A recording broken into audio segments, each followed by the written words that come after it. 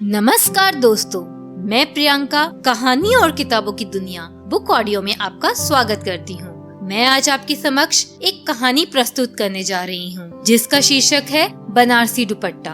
तो चलिए मैं और आप सब मिलकर इसे रुचिपूर्वक सुनते हैं।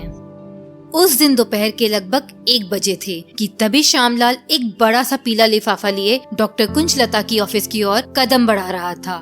ऑफिस के दरवाजे पे खड़ी मोबाइल से बात करने में मशगूल डॉक्टर कुंजलता की नजर श्यामलाल पे पड़ी। फोन कट करते हुए डॉक्टर कुंजलता प्रश्ननील निगाहों से, क्या है श्यामलाल? श्यामलाल लिफाफा उनकी तरफ बढ़ाता हुआ, मैम अभी स्वयं सिद्धा हॉस्टल के नाम ये लिफाफा आया है। डॉक्टर कुंजलता तपाक से हाथ आगे बढ़ा। वो लिफाफा लेती अचरज भरी निगाहों से उसे इधर उधर पलटती हुई, अरे ये बनारस से आया है, पर इसमें स्वयं सिद्धा हॉस्टल के अलावा कोई नाम मेंशन नहीं है। उस लिफाफे को हाथ में लिए कुछ विचार मग्न मुद्रा में, फिर अगले ही क्षण, अच्छा श्यामलाल तुम जाओ मैं देखती हूँ। डॉक्टर कुंजलता उस लिफाफे को ऑफिस की टेबल पे रखती और अपनी चेयर पे सर टिकाए बैठ जाती। फिर अचानक उचक कर टेबल पे रखे रजिस्टर के पन्ने पलटती, पर बार बार उनकी निगाहें उस बिना नाम वाले लिफाफे पे जाती और अंततः वो आनन फानन उस लिफाफे को खोलती हुई बड़बड़ाती, कुछ भी हो, बतौर हॉस्टल की संरक्षिका इस बिना नाम वाले लिफाफे को खोलना, निरीक्षण करना मेरे अधिकार क्षेत्र में आता है। अब उस बिना नाम वाले लिफाफे के अंदर सुंदर हरे रंग का बनारसी दुपट्टा देख बिल्कुल हैरान सी कि तभी उनके दिमाग में अपने हॉस्टल के कमरा नंबर 4 की चंचल अलहदा उन 2 बनारसी लड़कियों का ख्याल आया और स्वभाव से बेहद सख्त डॉक्टर कुंजलता गुस्से से तिल मिलाती हुई बोले जा रही, हो ना हो ये बनारसी दुपट्टा उन्हीं के लिए किसी लफंगे आवारा ने भेजा होगा। अब मैं और बर्दाश्त नहीं करूंगी, उनकी हरकतों की खबर उनके पेरेंट्स से करनी ही पड़ेगी। अवधूत वैरागी प्रेम से मुक्त स्वभाव वाली डॉक्टर कुंजलता उस दुपट्टे को हाथ में लिए बेचैनी से ऑफिस के गलियारे में घूमती तो कभी दीवार पे टंगी घड़ी की तरफ देखती हुई उन दोनों लड़कियों के कोचिंग से लौटने का इंतजार करती हुई भीतर ही भीतर नए नए फलसफे गढ़े जा रही थी। आजकल पूर्णिमा बड़ा डार्क काजल लगा के कोचिंग जाती है। अभी परसों ही उसके रूम में बड़ा ही वाहियात गीत बज रहा था। पता नहीं दोनों लड़कियां क्या गुल खिला रही हैं। आज ये दुपट्टा उनके ही शहर से, आज तो मैं सब जान के रहूंगी। इधर जो ही घड़ी 5 बजाती वो गलियारे से निकल ग्राउंड में खड़ी हो अपनी जुबान में तल्लखी घोल चिल्लाती, श्यामलाल श्यामलाल श्यामलाल। जी मैम। डॉक्टर कुंजलता, जाओ देखो पूर्णिमा चरित्रा आई हो तो ऑफिस में तुरंत भेजो। डॉक्टर कुंजलता ऑफिस में बैठी चश्मे को नाक पे टिकाए बार बार दरवाजे की तरफ देखती। कुछ ही क्षणों में एक सहमी सी आवाज उनके कानों में आई, मे आई कम इन मैम? डॉक्टर कुंजलता व्यंग्य मिश्रित स्वर में, अंदर आइए रूप सुंदरी, बहुत डार्क काजल लगा रखा है। ये सुन सामने खड़ी पूर्णिमा की धड़कनें बढ़ जाती। घबराहट से वो अपने दुपट्टे को अपनी उंगलियों की गृह दर गृह में लपेटती जा रही। डॉक्टर कुंजलता, पढ़ाई ठीक चल रही या सिर्फ काजल ही लगा रही हो? पूर्णिमा सहमी कबूतरी की भांति सक पकाते हुए, जी पढ़ाई ठीक चल रही है मैम। डॉक्टर कुंजलता ड्रॉर से वो बनारसी दुपट्टा टेबल पे रखती हुई, पहचान तो रही होगी ना इसे पूर्णिमा? पूर्णिमा अचंभित सी दुपट्टे को देखती हुई फिर डॉक्टर कुंजलता की ओर देखकर, नो मैम ये मेरा नहीं है। डॉक्टर कुंजलता, अरे तुमको किसी ने गिफ्ट भेजा है भाई। पूर्णिमा, नो मैम। डॉक्टर कुंजलता झट तिल मिला के खड़ी हो जाती और टेबल पे हाथ पटकती हुई, पूर्णिमा बताओ किसने भेजा है ये बनारसी दुपट्टा? पूर्णिमा कांपते स्वर में, नहीं मैम, टेबल पे रखी किताबें पे हाथ रख के मैं कसम खा रही हूँ, मैं नहीं जानती ये दुपट्टा किसने भेजा है। डॉक्टर कुंजलता चीखती हुई, दूर बिल्कुल दूर हट जाओ मेरी नजरों के सामने से। पूर्णिमा झट ऑफिस से बाहर गलियारे में भारी कदम मंथर चाल से आगे बढ़ती हुई मन ही मन सोचती, कहीं ये बनारसी दुपट्टा मेरे बनारस के रानी बाजार वाला वो लफंगा आवारा लकी ने तो नहीं भेजा। स्कूल के समय से ही मेरे रिक्शे के पीछे पीछे अपनी बाइक धीमी कर मेरे घर तक आता था। हो ना हो इस तरह की वाहियात हरकत वही आवारा कर सकता है। अब ऑफिस में चरित्रा ने प्रवेश किया। चरित्रा और डॉक्टर कुंजलता के बीच एकदम से नीरवता पसरी है। डॉक्टर कुंजलता की आंखें एक टक चरित्रा पे टिकी मानो पलक झपकाना ही भूल गई। चरित्रा चुपचाप निगाहें नीचे किए डॉक्टर कुंजलता सामने रखी कुर्सी पे इशारा करती हुई। बैठ जाओ पूर्णिमा। डॉक्टर कुंजलता टेबल पे रखे दुपट्टे की तरफ। इसे पहचान तो रही होगी, तुम्हारे बनारस से आया है।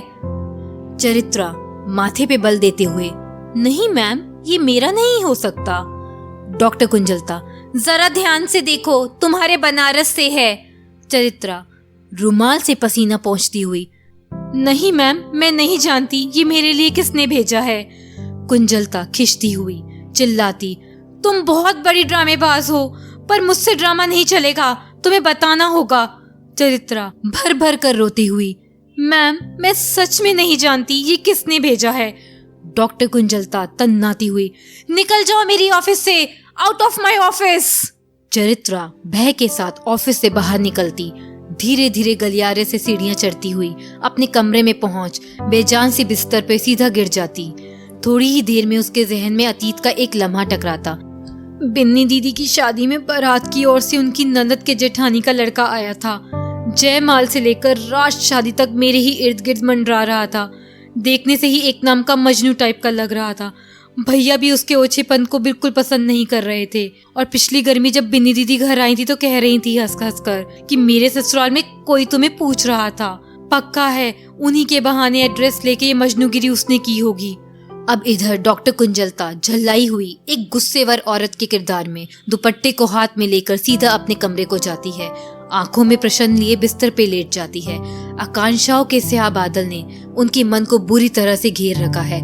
वो बेचैनी से इधर उधर करवट बदलते हुए सोचती हैं, आखिर ये दुपट्टा किसने भेजा? कहीं ऐसा तो नहीं कि कोई मेरे स्वयं सिद्धा हॉस्टल की बढ़ती लोकप्रियता देखकर उसे बदनाम करने के लिए ये कृत्य कर रहा हो।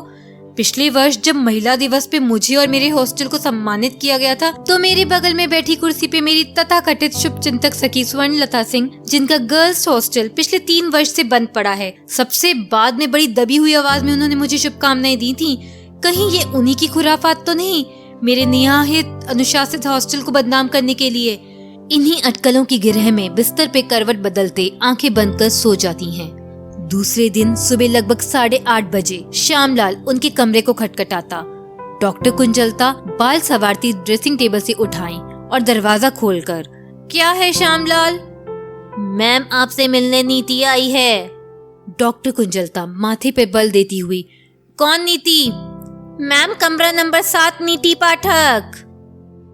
डॉक्टर कुंजलता, अच्छा, उसे ऑफिस में बिठाओ, मैं अभी आती हूँ। कुछ देर में डॉक्टर कुंजलता साउथ कॉटन की साड़ी पहनकर हाथ में रजिस्टर लिए ऑफिस में प्रवेश करती हैं। नीति पाठक झट लपक कर उनके पांव छूती हैं। खुश रहो, कैसी हो नीति? नीति, बढ़िया हूँ मैम। आज स्वयं सिद्धा हॉस्टल की याद कैसे आ गई? नीति पाठक बेहद शालीनता स्वर में, अरे मैम, याद तो हमेशा ही करते हैं। वो दरअसल मैं आज से 3 महीने पहले जब हॉस्टल में रहा करती थी, यहीं से मम्मी के साथ बनारस गई थी। मैंने वहाँ शाही महल से एक बनारसी दुपट्टा लिया था और गलती से वो दुपट्टा वहीं रह गया। कल मेरे भैया को बनारस जाना था, सोचा उन्हीं से दुपट्टा मंगा लूं। तो मैंने शाही महल का नंबर सर्च कर वहाँ फोन किया तो पता चला उन्होंने जैसे तैसे मेरे बारे में पता कर वो बनारसी दुपट्टा स्वयं सिद्धा हॉस्टल लखनऊ के पते पे 2 दिन पहले भिजवा दिया है। डॉक्टर कुंजलता बिल्कुल हैरानी से, अच्छा, तो वो हरा बनारसी दुपट्टा आखिरकार तुम्हारा है? कहते हुए सर पे हाथ रखती। नीति, क्यों, क्या हुआ मैम? डॉक्टर कुंजलता अपने मन के सारे क्रोध एवं अटकलों को तिरोहित करती बिल्कुल सामान्य संभ्रांत का अभिनय करते श्यामलाल को बुलाती हैं। श्यामलाल, जाओ, मेरे कमरे से एक हरा बनारसी दुपट्टा बिस्तर पे रखा है, ले आओ। श्यामलाल बनारसी दुपट्टा लाता और मैम के कहने पे उसे नीति के हाथों में पकड़ाता। इधर पूर्णिमा चरित्रा भी अपनी पुरानी सहेली के आने की खबर सुन झट ऑफिस में पहुंचती और फिर नीति के हाथों में वो हरा बनारसी दुपट्टा देख दंग रह जाती और झट सारा वाकया नीति से सुन हौले हौले सर झुका के मुस्कुराती। वहीं सामने खड़ी बेताल्लुक खामोश सी हमेशा अपने काम में रहने वाली डॉक्टर कुंजलता जी, जो ना के बराबर मुस्कुराती थी, आज अपनी कॉफी लिपस्टिक वाले होठों को फैला के मुस्कुरा के उस बनारसी दुपट्टे को देख और फिर मन ही मन हल्का सा सिर हिलाती और सोचती, एक बनारसी दुपट्टा जाने कितने खुराफात साथ लाया।